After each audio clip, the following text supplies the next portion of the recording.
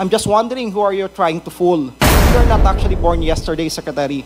Sa tingin mo po ba kaya mong paikutin ang mga tao sa hearing na ito kasamang sambayan ng Pilipino? I therefore move, Mr. Chair, that Attorney Harry Roque be cited for contempt for disrespecting the members of this committee. For the record, Attorney Harry Roque, ulitin po natin ulit yung tanong, kayo po ba yung abogado ng Pogo ng Lucky South 99? Hindi po, Mr. Chair. I have said it many, many times, and I will maintain that. And assuming, arguendo, that I was or is, the question is, where is the crime? But I will not acknowledge a relationship that does not exist because according to the Code of Professional Responsibility for Lawyers, there must first be a meeting of the mind between the lawyer and the attorney to repose trust and confidence on the lawyer to represent the client on legal matters. Maraming salamat po. And the summary pieces of evidence we have, in addition to those that have already been mentioned, your affidavit of support in favor of Mr. Alberto Rodolfo Y. de la Serna, your former EA, is found at the premises of the Pogo Lucky South 99. Pogo Lucky South 99 organizational chart submitted to PAGCOR and states that you are Lucky South 99's legal head. You went to PAGCOR, you facilitated a meeting of Lucky South 99 with the PAGCOR chief, Tenko, and you were with Cassandra Ong and requested for Lucky South 99 extension of payment of its arrears. And yet, Secretary Roque, you deny to be a lawyer of Lucky South 99. I'm just wondering who are you trying to fool?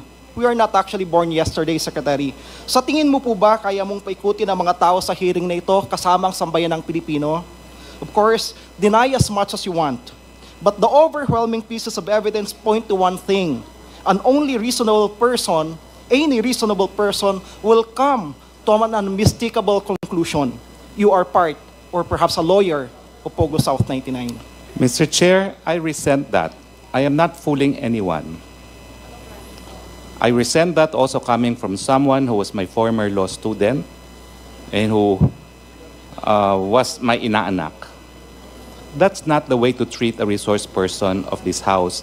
At least when I was a member of this House, we never treated resource persons in that way. I resent that for the record, Mr. Chairman. May I ask the Honorable Member Kong Salo to refrain in issuing statements that would insult our resource persons. I am not saying you are, but try to avoid issuing statements that would hurt the feelings of our resource persons. Please proceed. Will do, Mr. Chair.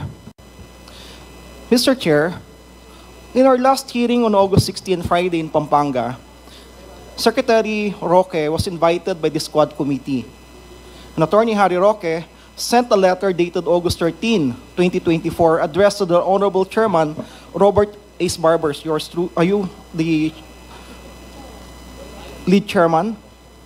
Informing Chair Barbers that he will not be able to participate in the said meeting due to a conflict with the previously scheduled court hearing before the Regional Trial Court of Manila on 16 August 2024, the same date of our Quad Committee hearing. I have here a copy of that particular letter. Mr. Chair, we have also in receipt here a copy of certification from Attorney Jennifer H. de la Cruz, Buendia, Clerk of Court and ex-officio Sheriff of Manila, RTC Manila, stating that Attorney Harry Roque has no hearing on August 16 and did not appear in the courts of Manila on said date. Mr. Chair, I hate to say it, but clearly, Attorney Harry Roque, our former secretary, and my former professor, law professor, lied to this committee. And that amounts actually to disrespect on the members of the committee, which is contemptible under Section 11E of the Rules of the House of Representatives on inquiries in aid of legislation. I therefore move, Mr. Chair, that Attorney Harry Roque be cited for contempt for disrespecting the members of this committee when he lied in order to evade attending the hearing of this committee where he was invited. So move, Mr. Chair.